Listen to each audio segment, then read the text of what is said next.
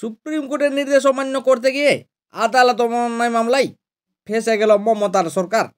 গত 16 মে সুপ্রিম কোর্টের ডিএ মামলায় বিচারপতি সঞ্জয় করল এবং বিচারপতি মনোজ মিশ্রের ডিভিশন বেঞ্চ নির্দেশ দিয়েছিল আগামী 4 সপ্তাহের মধ্যে বকেয়া ডিএর 25% মিটিয়ে দিতে হবে রাজ্য সরকারকে।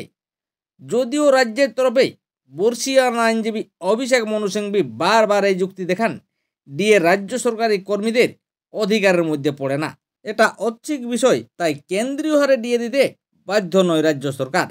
ডিএ নিয়ে রূপা 2009 নিয়মাবলীও উল্লেখ করেছিল রাজ্য সরকার। রাজ্যে এই নতুন নিয়ম চালু করেছে, আর এই নিয়ম অনুযায়ী কত হারে ডিএ বৃদ্ধি পাবে তা রাজ্য সরকার নির্ধারণ করবে। যদিও বিচারপতি এ যুক্তি মানতে নারাজ।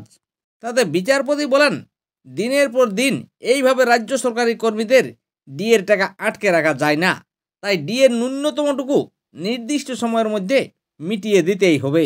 শীর্ষ আদালত রাজ্য সরকারকে যে 4 সপ্তাহ সময় দিয়েছিল তা পেরিয়ে গেলেও ডিএ এখনও হাতে পাননি রাজ্য সরকারি কর্মীরা। সোমবার সেই সংক্রান্ত শুনানিতে আদালত প্রশ্ন তোলে, কেন সময়ে টাকা দেওয়া হলো না। রাজ্য সরকারের তরফে জানানো হয়, আদালতের নির্দেশ তারা কার্যকর করতে চায়, কিন্তু সময় লাগবে, কারণ 25% বকেয়া ডিএ মেটাতে হলে প্রচুর অর্থের প্রয়োজন। সে অর্থ জোগাড় করতে সময় লাগবে। রাজ্য আগেই জেনেছিল তাদের আর্থিক সংকট রয়েছে, তাই বকেয়া ডিএর 25% মেটানোর জন্য আরও সময়ের প্রয়োজন।